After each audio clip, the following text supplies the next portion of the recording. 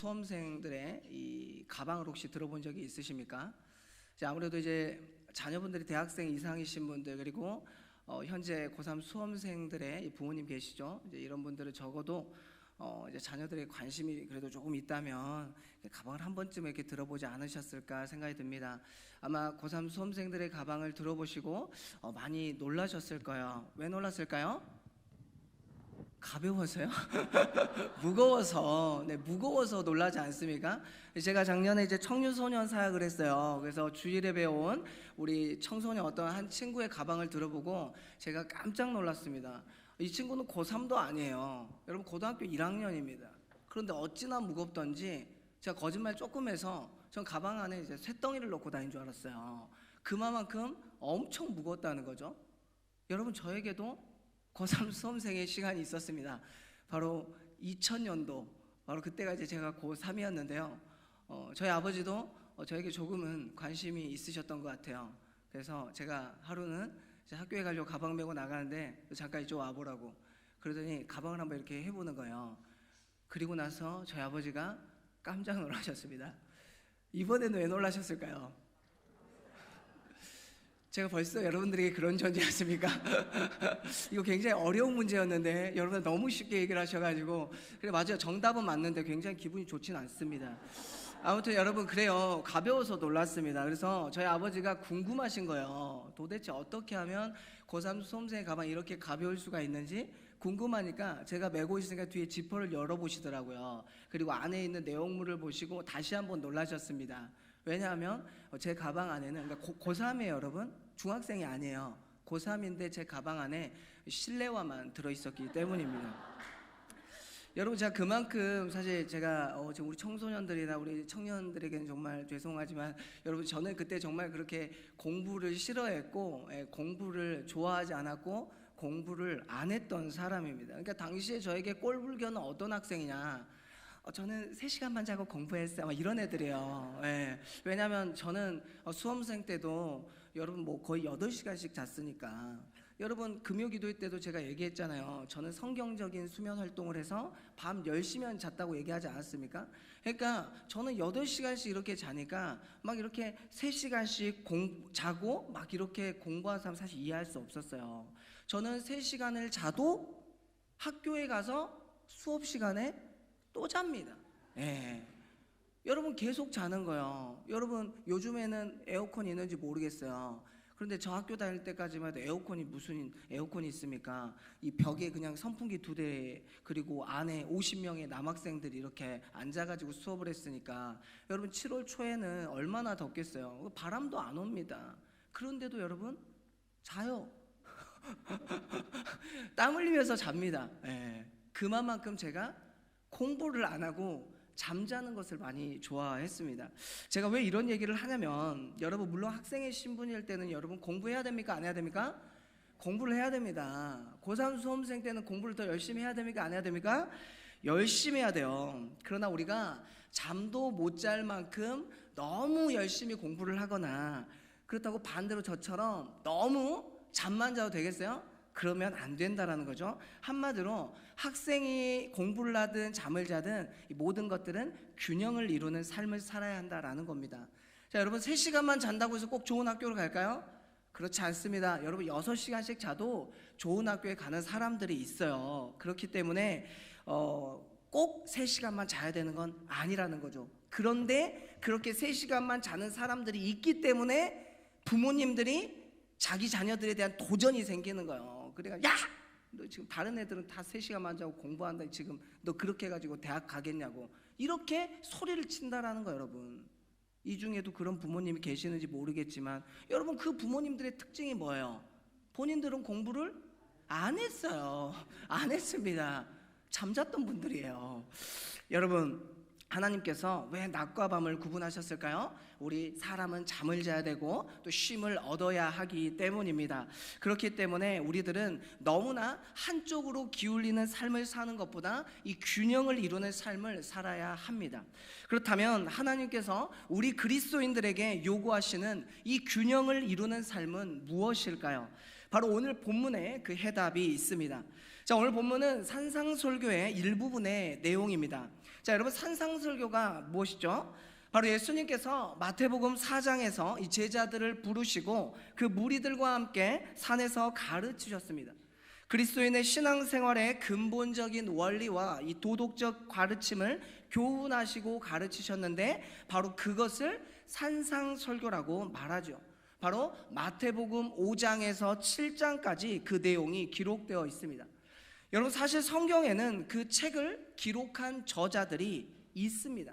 그러니까 한마디로 성경책 한 권을 한 사람이 기록한 것이 아니라는 거죠. 여러분, 복음서도요, 마태, 마가, 누가, 요한, 그러니까 기록한 저자가 다 다릅니다. 그리고 저자들이 성경을 기록할 때 이 기록한 목적이 있고, 그 내용을 효과적으로 전달하기 위해 이 문학적 해석 방법인 수사학적 기법을 사용하기도 했습니다. 그러니까 그런 장치들을 통해 이 독자들에게 더 효과적으로 전달하려는 의도가 있었던 거죠. 산상설교에도 이러한 수사학적 방법인 인클루지오 기법을 사용했습니다. 자, 그렇다면 인클루지오 기법이 무엇인가? 자, 마태복음 5장 17절입니다. 내가 율법이나 선지자를 폐하러 온 줄로 생각하지 말라. 자, 여기에서 우리가 두 단어가 눈에 띄죠. 바로 율법과 선지자입니다. 그렇다면 이번에는 마태복음 7장 12절을 보겠습니다. 그러므로 무엇이든지 남에게 대접을 받고자 하는 대로 너희도 남을 대접하라. 이것이 율법이요 선지자니라. 그렇습니다. 여러분, 5장 17절에도 율법과 선지자, 7장 12절에도 율법과 선지자라는 단어가 똑같이 나옵니다. 이처럼 인클루지오 기법은 처음과 끝에 같은 용어나 이 주제를 배치시킴으로써 그 안에 있는 내용, 즉 5장 17절과 7장 12절 사이의 내용을 하나의 주제로 연결하는 방법을 말합니다. 그러니까 한마디로 5장 17절과 7장 12절 안에 있는 내용들을 율법이라는 주제에 맞게 해석해야 합니다. 따라서 오늘 본문도 율법이라는 주제로 해석해 보아야 합니다. 그런 의미에서 오늘 본문은 23절에서 24절 말씀이지만 21절부터 보겠습니다. 자, 옛사람에게 이른바 살인하지 말라. 누구든지 살인하면 심판을 받게 되리라. 여기에서 말하는 옛사람은 누구일까요? 바로 처음 모세의 율법을 받은 사람을 말하고 있습니다. 그러니까 이처럼 과거의 구약시대 사람들은 누군가를 죽이거나 이렇게 살인을 하게 되면 심판을 받는다고 인식하고 있었습니다. 그러나 현재 산 위에서 예수님의 가르침을 받는 제자와 그리고 그 무리들에게는 무엇이라고 가르치고 있습니까? 형제에게 노하거나 욕을 하기만 해도 지옥불에 들어가게 되는 심판을 받게 된다고 말씀하고 계십니다. 즉, 살인을 하지 않았어도, 죽이지 않았음에도 불구하고 심판을 받게 된다고 말하죠. 그러니까 과거 모세의 율법보다 예수님의 가르침의 이 율법은 더 강력하고 확대되어진 것입니다. 그리고 방금 언급했던 21절, 22절은 이 사실 진술로서 오늘 본문인 23절과 24절에 나오는 명령의 내용을 강조하기 위해 전제 역할을 하고 있습니다. 그러니까 이게 무슨 말이냐? 그러니까 예를 들어 여러분들은 항존 직분자이기 때문에 교회를 더 잘 섬겨야 합니다 라고 했을 때, 자, 여러분들은 항존 직분자다, 이거는 사실 진술, 그리고 교회를 더 잘 섬겨야 한다, 이 명령을 합쳐 놓은 겁니다. 그냥 교회를 잘 섬겨야 합니다, 이거는 명령인데요, 왜 잘 섬겨야 하는지, 항존 직분자이기 때문에 이러한 사실 진술을 통해 명령을 더 강조하기 위함이라는 거죠. 그래서 21절, 22절은 사실 진술을 말하고 있고, 오늘 본문에 나오는 이 명령의 말씀을 강조하기 위함입니다. 그리고 명령은 대부분 그러므로라는 접속사로 시작이 되는데요, 23절입니다. 그러므로 예물을 제단에 드리려다가 내 형제에게 원망 들을 만한 일이 있는 것이 생각나거든. 예물을 드리라고 합니까? 아니면 잠깐 보류하라고 말합니까? 잠깐 보류하라고 말하죠. 그리고 원망 들을 만한 일이 있는 그 형제에게 찾아가라고 하는 거죠. 그리고 용서를 구하여 화해하고 화목한 상태에서 예물을 하나님께 드리라고 말합니다. 그리고 오늘 이 말씀을 우리는 율법이라는 주제에 맞게 해석해야 하는 거죠. 그렇다면 이 말씀이 율법과 무슨 상관이 있을까요? 하나님께서 누가복음 10장 26절 28절을 통해 이렇게 말씀하십니다. 예수께서 이르시되 율법에 무엇이라 기록되었으며 네가 어떻게 읽느냐? 대답하여 이르되 내 마음을 다하고 목숨을 다하고 힘을 다하고 뜻을 다하여 주 너의 하나님을 사랑하고 또 내 이웃을 내 자신같이 사랑하라 하였나이다. 그렇습니다. 율법은 하나님 사랑과 이웃 사랑이에요. 그래서 오늘 본문에도 하나님 사랑과 이웃 사랑에 관한 내용과 관련이 있습니다. 그렇다면 무엇이 하나님 사랑이고 무엇이 이웃 사랑인가? 여러분, 오늘 본문에서 예물을 누구에게 드리는 거죠? 바로 하나님입니다. 하나님께 예물을 드리는 행위를 통해 우리는 무엇을 하려는지 짐작할 수 있죠. 한마디로 하나님과의 관계, 하나님께 예배를 드리며 영광을 올려드리려고 하는 것입니다. 한마디로 하나님과의 이 관계 회복으로 하나님 사랑을 의미합니다. 그런데 오늘 예수님께서는 이 하나님과의 관계가 좋다는 것을 무엇을 통해 증명하라고 하죠? 그것은 바로 이웃과의 관계입니다. 그렇기 때문에 예물을 드리기 전에 불편한 관계가 있는 형제에게 찾아가서 회복하고 그 관계를 회복하고 예물을 드리라고 말씀하고 계십니다. 즉 율법은 하나님 사랑과 이웃 사랑인데 이것은 한쪽으로 치우쳐서는 안 된다고 말씀하십니다.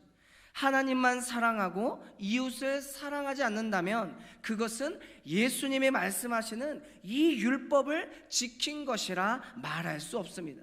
그러므로 하나님 사랑과 이웃 사랑의 균형을 이루는 삶을 살아야 한다고 말씀하시죠.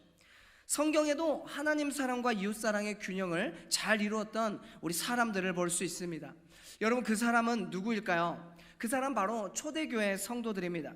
사도행전 2장 47절에 보면 이렇게 기록되어 있죠. 하나님을 찬미하며 또 온 백성에게 칭송을 받으니. 그렇습니다. 여기에서 찬미한다는 것은 무엇이죠? 수직적으로는 하나님께 찬양하고 영광을 올려드리는 것입니다. 하나님과의 관계, 즉 하나님 사랑을 말합니다.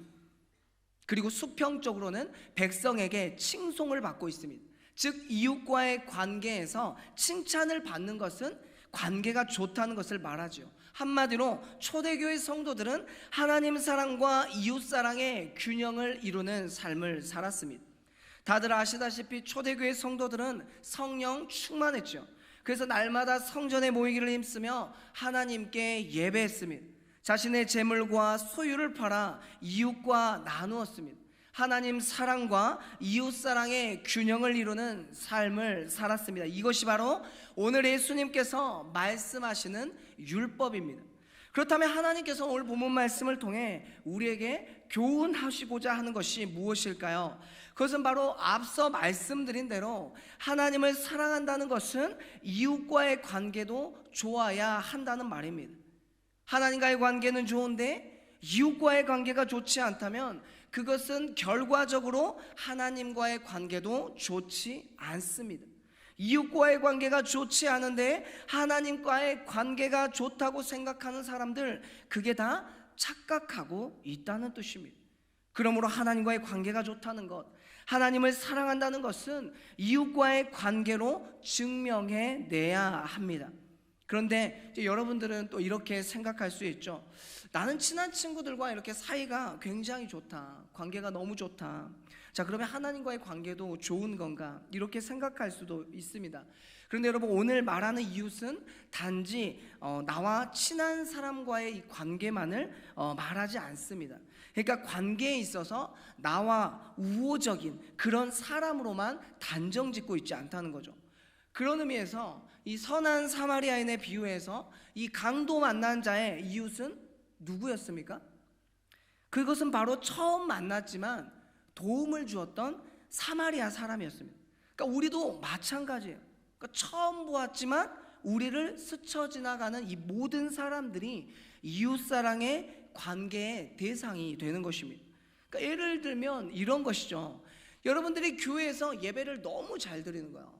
인사성도 너무 밝습니다. 그래서 목사님 안녕하세요. 그냥 오늘 날씨가 참 좋다고, 그냥 우리 예수님 오실 것 같다고 이랬던 분들이 택배기사한테 아이씨 물건을 그렇게 놓고 다니면 되냐고. 여러분, 만약 이런 사람이 있다고 생각해 보십시오. 여러분, 이런 사람은 하나님과의 관계가 좋은 사람입니까? 안 좋은 사람입니까? 바로 여러분들이 고개를 이렇게 흔드시잖아요. 그렇지 않습니까? 맞습니다. 여러분, 물론 우리들은 순간적으로 어때요? 화가 날 상황이 생길 수가 있습니다. 그리고 화를 낼 수도 있어요. 그런데 그 마음을 진정하고 그리고 진정시키고 이 모든 이웃과의 관계를 싸움이 아닌, 분쟁이 아닌 화해의 모습으로 이루어 가야 하는 겁니다. 그러나 여러분, 문제가 뭐예요? 바로 모든 이웃과의 이 관계가 좋다는 것은 참으로 어려운 일입니다.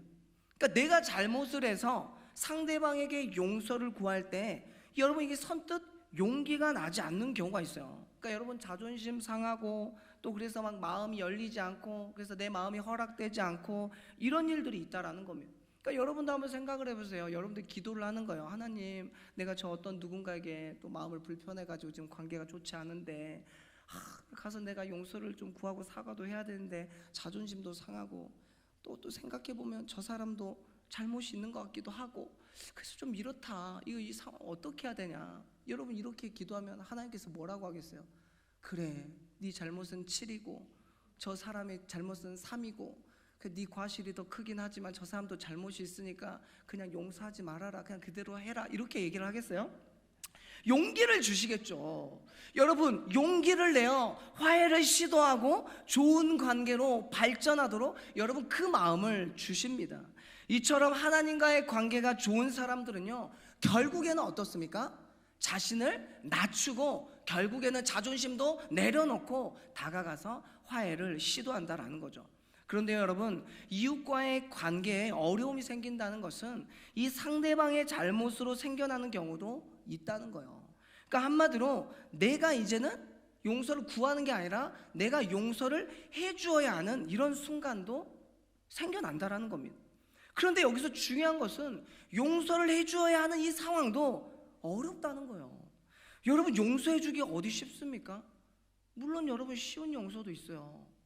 여러분, 차를 타고 막 가는데 어떤 사람이 깜빡이도 안 켜고 그냥 훅 들어와 버려요. 이렇게 여러분, 그러면 순간적으로 화가 납니까? 안 납니까? 저만 났나요? 저만 쓰레기. 여러분들, 이게 순간적으로 확 들어온다니까. 여러분, 막 가고 있는데 확 들어와. 뒤에 여러분들 자녀들이 탔는데 훅 들어오는 거예요. 여러분, 깜빡이도 안 켜고. 그럼 얼마나 여러분 깜짝 놀라요. 순간적으로 화가 나지 않습니까?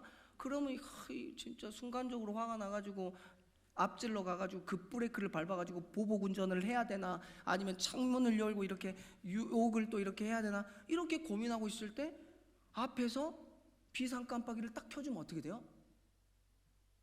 용서가 되잖아요. 순간적으로 모든 것들이 다 풀리지 않습니까? 막 엄청 화가 났는데도 비상 깜빡이 한번 딱 켜주면 어때요?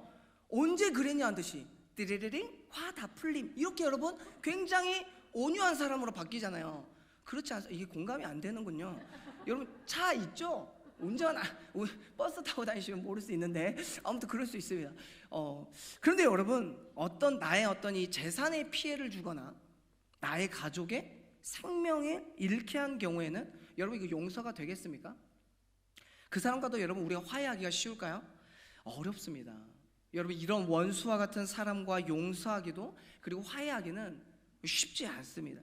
그래서 세상 사람들은 이런 경우에 소송을 걸고요, 그리고 무조건 저 사람은 콩밥을 먹여야 된다고, 내 인생에 절대로 합의는 없다고 그렇게 하면서 분노하는 경우들을 보게 돼요. 그러나 여러분, 이 모습은 세상 사람들뿐만 아니라 우리들의 모습이기도 합니다. 물론 이 극단적인 상황으로 여러분 표현을 했습니다만, 우리들도 만약 그런 똑같은 상황이라면, 누군가가 우리의 가족의 생명을 잃게 하고 다치게 하고 그랬다라면 여러분, 우리가 사실 그게 용서가 되겠냐는 거죠. 용서하지 못할 겁니다. 원수 같은 그 사람과는 화해할 수가 없다라는 거죠. 그렇다면 예수님이라면 어떻게 하시기를 원하실까요? 용서하지 않기를 원하실까요? 야, 이거는 내가 봐도 좀 심한 것 같다. 용서하지 마. 예수님께서 이렇게 얘기하시겠습니까? 아마도 그럼에도 불구하고 화해하시기를 원하시지 않으실까요? 우리들은 손양호 목사님의 얘기를 다들 알고 있습니다. 여러분, 손양호 목사님의 이 두 아들은요, 이 공산당원이었던 이 안재선이라는 사람에 의해서 이제 살해를 당하게 되죠. 그러니까 한 명도 아니라 이 두 아들이 있는데 두 아들 모두 다 어떻게 해요? 살해를 당하게 됩니다. 그런데 여러분, 손양호 목사님은 어떻게 하시죠? 그 살인자를 용서하십니다. 그리고 그 살인자를 자신의 양아들로 삼습니다. 그런데 손양호 목사님도 여러분, 처음부터 그 살인자를 양아들로 삼고 싶었을까요? 여러분, 처음에는 얼마나 분노했겠어요. 자신의 두 아들을 죽였는데 여러분, 얼마나 그 살인자를 원망했겠습니까? 여러분, 제가 손양호 목사님의 그 속마음까지는 알 수 없지만 사실 부모로서 여러분, 그 살인자를 얼마나 진짜 죽이고 싶다라는 그런 마음도 들지 않았을까요? 그러나 여러분, 결국에는 어떻습니까? 그 살인자를 용서하고 양아들로 삼아 두 사람의 이 관계가 화목하였음을 우리는 잘 알고 있습니다. 그리고 이것이야말로 오늘 예수님께서 우리에게 말씀하시는 이 가르침과 참 많이도 닮아 있다고 생각합니다. 여러분, 예수님께서는요, 단 한 번도 나를 믿으면 복 받는다고 말씀하지 않으셨습니다. 너희가 나를 따르면 너의 자녀들이 잘 될 것이라고 말씀하지 않으셨어요. 마태복음 16장 23절입니다. 나를 따라오려거든 자기를 부인하고 자기 십자가를 지고 나를 따를 것이니라. 그렇습니다. 여러분, 예수님께서는요, 자신의 가르침을 따르기 위해서는 자기를 부인해야 가능한 것이라고 말씀하셨습니다. 예수님께서 가신 그 길을 가기 위해서는 자기 십자가를 지며 죽어야 허락되는 길이라고 말씀하셨습니다. 결코 가는 그 길이 쉽지 않기에 자신을 죽여야 가능하다라는 것을 강조하며 말씀하고 계시죠. 갈라디아서 2장 20절에도 바울을 통해 말씀하십니다. 내가 그리스도와 함께 십자가에 못 박혔나니 그런즉 이제 내가 사는 것이 아니요 오직 내 안에 그리스도께서 사시는 것이라. 이제 내가 육체 가운데 사는 것은 나를 사랑하사 나를 위하여 자기 자신을 버리신 하나님의 아들을 믿는 믿음 안에서 사는 것이라. 그렇습니다. 나를 십자가에 못 박아 죽여야 하는 거예요. 그리고 예수님의 가르침대로 살아야 합니다. 예수님의 마음으로 우리들도 그렇게 살아야 합니다. 사랑하는 성도 여러분, 하나님께서도 원수된 우리와 화해하시기를 원하셨습니다. 그래서 우리를 죄로부터 용서해 주셨죠. 그런데요, 우리를 용서하실 때 하나님이시기 때문에, 창조자이시기 때문에 피조물인 우리를 그냥 내가 너희들 용서해 줄게, 이렇게 용서해 주신 게 아니라는 거죠. 죄의 결과는 무엇입니까? 사망이었습니다. 그렇기 때문에 하나님도 우리를 용서하시기 위해 분명한 대가를 치르셔야 했습니다. 화해하시기 위해 대가를 치르셨습니다. 여러분, 그 대가가 바로 무엇입니까? 독생자 아들을 죽이신 일입니다. 우리를 용서하시기 위해, 우리와 화목하시기 위하여 아들을 죽이셔야 했습니다. 우리도 마찬가지입니다.